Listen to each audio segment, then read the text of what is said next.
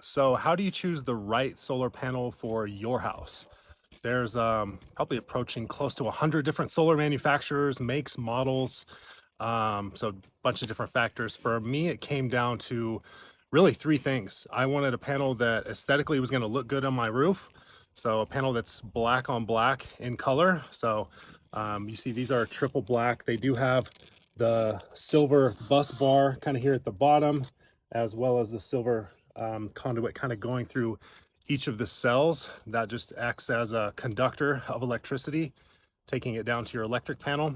But from the ground, you really can't see the silver. So I wanted them to look good. You see a lot of older polycrystalline blue and silver panels, or even black ones that have like a white back sheet where you can kind of see the outline of all 60 cells in the background. So black on black was very important to me. And then I wanted a panel that was manufactured in the US. There's the majority of the industry is, being produced and manufactured in Korea, China, places where, maybe there's some slave child labor going on. So wanted to feel good about my purchase and where it was actually being made.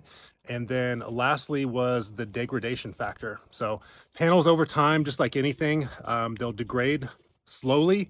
So I wanted something that was gonna hold up, production for the next 10, 20, 30 years. So the panel I chose here is a Silfab 370 watt panel, and it has a 0.5% degradation factor for the next 30 years, which is pretty rare. Most manufacturers don't have any type of degradation warranty or guarantee. So even in 20 years, I'm still getting 90% of the production that I'm getting here year one. So, wattage wasn't a huge concern for me. Like I said, these are 370 watt panels.